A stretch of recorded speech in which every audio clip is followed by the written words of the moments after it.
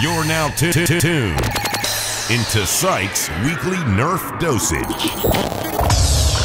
The most common reasons why people cut their hair short is either because the weather's really hot or because the hair is getting in your eyes or something like that. I cut my hair short just because I wanted to.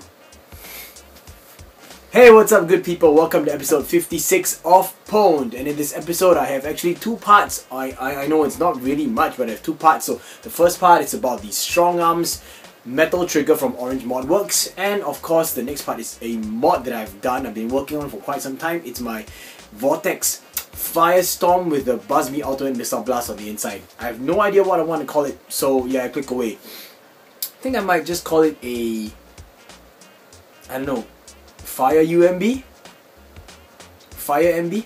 A Vortex Fire Ultimate Missile Storm? I don't know. Yeah, let's just call it the Firestorm UMB, okay? Yeah. So click away. If not, just get to the first part of the video. A couple of days ago, I received an Orangemodworks metal trigger for my Strongarm.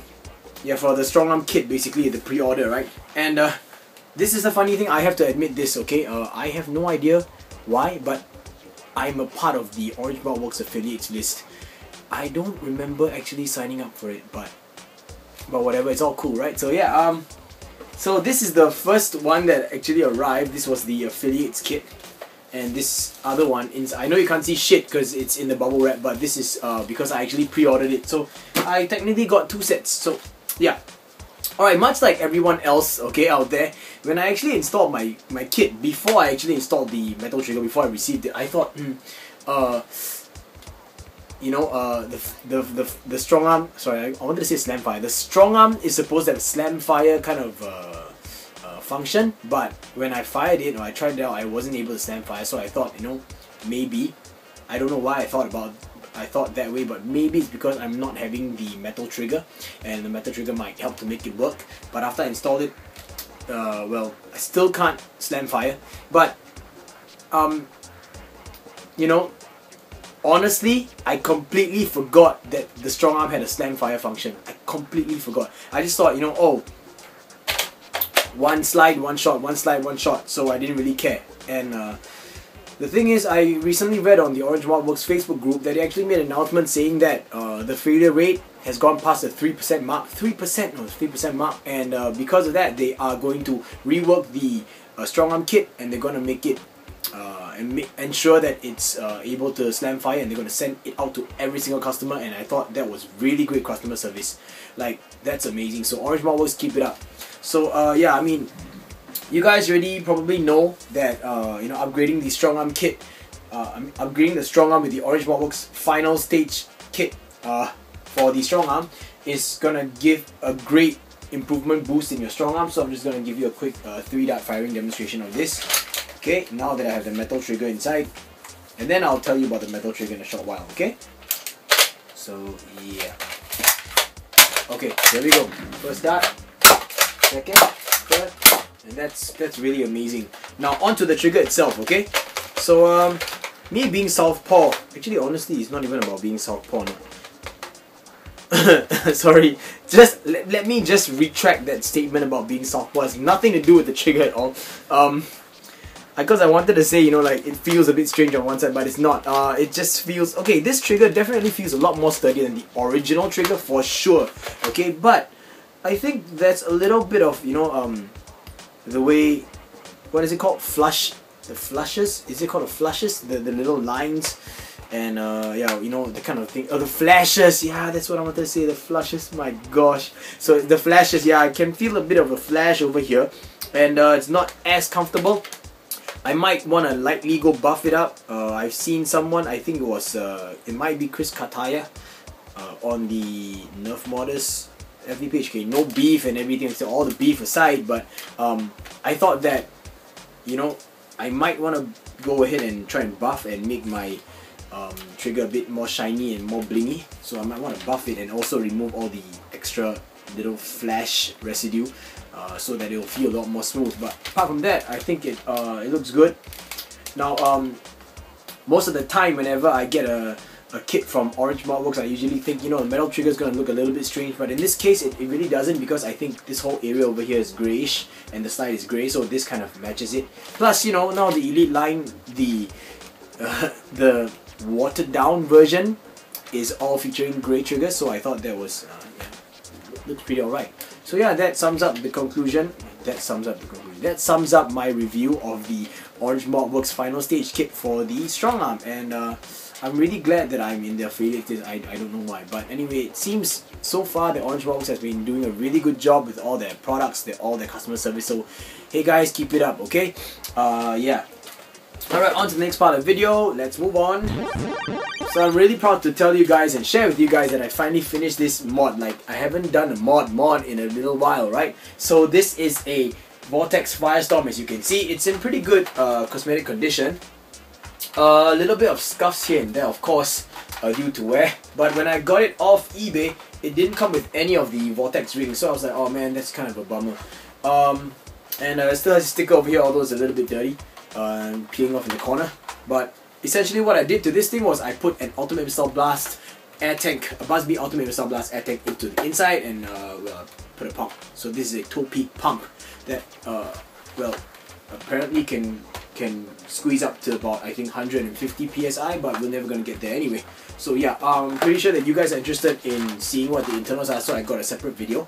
But before I actually show you that video, I want to tell you that removing that slide, I think I threw it away. I don't have it anymore. Yeah, removing that slide from the Vortex was a real pain in the ass. I was just so afraid to actually spoil the shell, you know. And even after I took it out, I was like, I took so much pains to take it out so that I wouldn't destroy it, that once I'm done with the mod, I realized I couldn't even put it back. And it was gonna get in the way every time I wanted to open it up, because, you know, air tank systems, you gotta keep tweaking it, right? So I decided, you know what, I'll just throw it away. So I just completely got rid of it. And why did I choose this shell? Because number one, I found it pretty cheap on eBay. Number two, it's really comfortable. Look, I feel very comfortable, like just like that. And number three, because if you look at it this way, it kind of looks like a cobra snake, right? That was really cool. Yeah. So yeah, okay, I'm gonna tell you guys more about this. So check out the internals video right now. Hello people, here is my Vortex Firestorm, and these are the internals right now. Well, here we go. We'll just start from the top. This is a spacer that can be just taken off, and it's kind of friction fit held in place by this little piece of e-tape. And this is all just like a bunch of random like tubes and some couplers just to make up some space and make everything centered. Then I kind of put a layer of goop because I wanted it to be like solidified. I don't know why I did that, but yeah, now this thing is solid, and it sits right here. And it goes inside, it fits around this lip over here, like that. This lip here, it's a perfect fit because of the O-rings, the E-tape around it, and seem to be having some trouble. Okay, so it goes in like this, and you notice I'm twisting it in very lightly because I don't want to ruin that E-tape at the bottom there. And it also fits inside this original snap lip. Alright, then I replaced it with the pump, as you can see. So I had to remove parts of the shell over here. That's just some hot glue. I used this little clip that came with the pump, and I made use of this area over here, and I looped that part of the pump in, drilled a hole out, widened the hole so it could fit inside, and so this thing is you know, really solid. And then I cut this to shape, just make sure that it doesn't touch the shell. And to do some work on this purple part over here, as you can see, I cut out a big part of this turret thing. Also had to remove the back part, which was quite a pain in the ass, so this is the most difficult part to do or actually work on for the blaster, because it was so thick, right? I can't even really cut it. Plastic is really resilient, so yeah. And then well, it's a pump, it goes up, change tubing because of the tubing sizes. This hole over here is a wide one, whereas the hole that I cut out or drilled into the tank was a thin one. Okay, so yeah, and then this is just some spacer or some filler part so that, you know, it rests against the back of the blaster like that.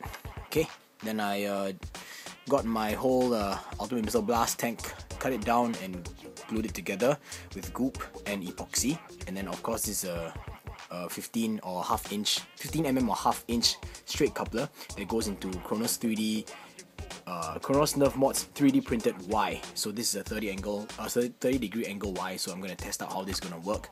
I'm very happy with this so that I can fire both Stefan's and streamline darts or streamline size darts. Alright, so then comes the tank itself. I made the lever trigger again that I've always been doing ever since I came across it, so I like it a lot. So as usual, it's the typical lever trigger. Then my tiger wire over here. This isn't the most fantastically done trigger system. I mean, this part is good, it's just that the part over here is a little bit iffy. So you can see, pull it back, so that's how it works.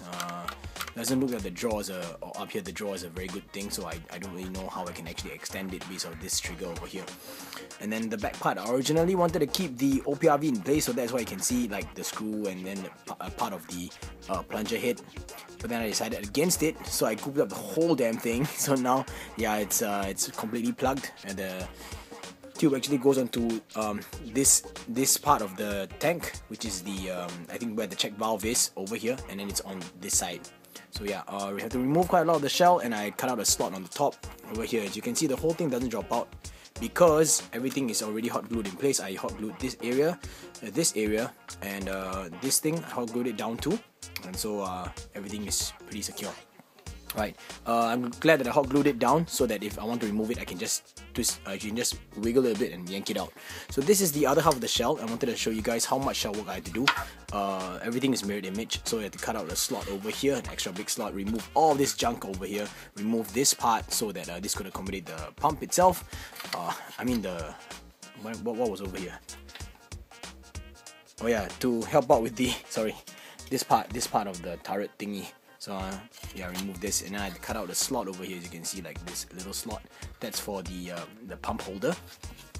Remove this entire part, drill out a slot over here to fit the clip of the Y.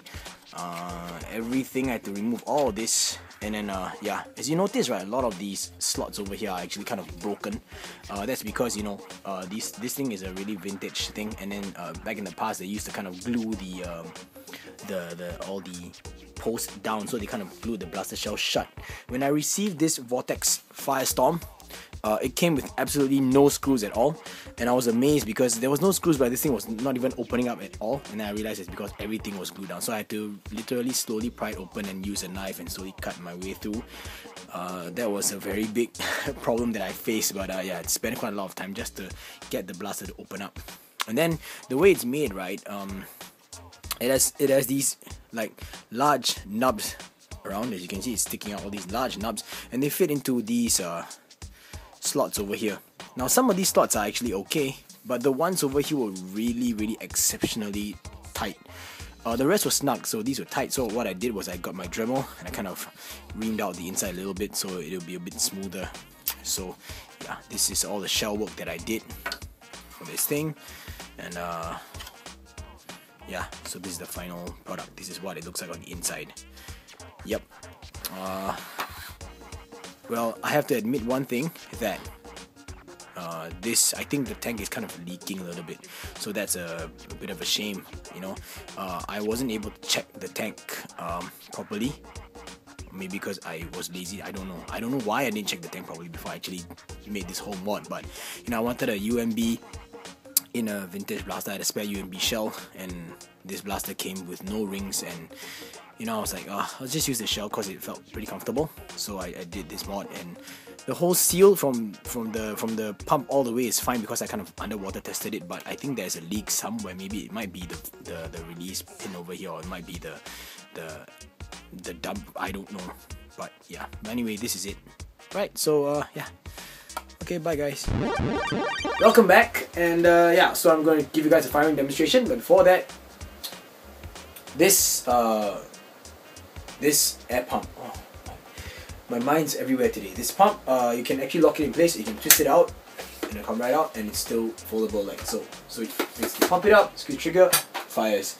Okay, and then when you want to keep it, this one I have to get used to this. Basically, you just do this first, in, and then you find the kind of a lock thing, and then you twist it. Yeah, so it stays locked. Oh wait, I missed it.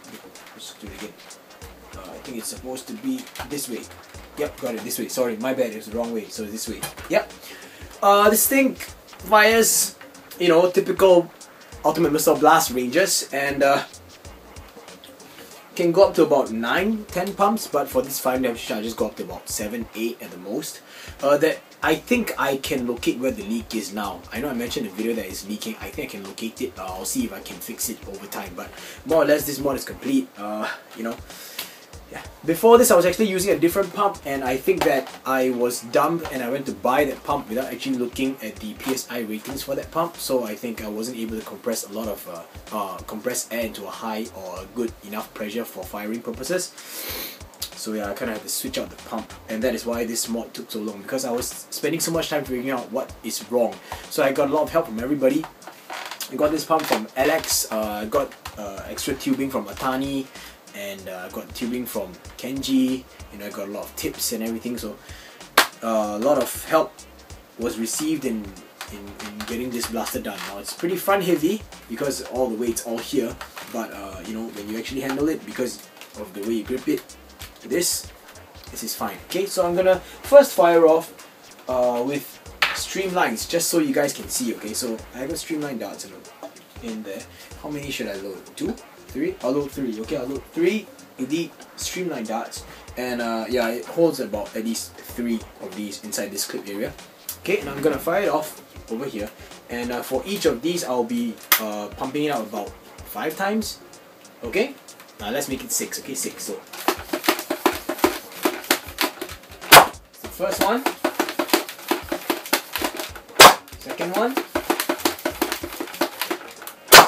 third one. As you can see, the velocity is really good. Like I mentioned, this is firing ultimate missile blast ranges, and I'm very happy with this. So Kronos Nerf mods, really, thank you so much for this Y.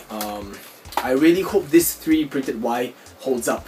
I kind of put a layer of goop around it, so hopefully that will help. You know, with the structural integrity. I don't even know if that's gonna help, but yeah, if not, I'll just get another one from you. Okay, yeah, so right, on to the next part of the firing demo, which is using Stefan. So I have silicone tip Stefans, which is always the bane of all Stefans whenever you're using Ys. Yeah, so first of all, I'll be putting in a standard what you call this, slug style dart, slug, yeah. Okay, and then I'll be using this cut down V2 FDL dart, which features a, you know, like a silicone-ish kind of tip. Yeah. Okay, and then I will have a blue foam silicone tip dart and a black foam silicone tip dart all inside, and cap up the Y area. Let's go. Same thing, 6 pumps per dart. Let's go. Whoa.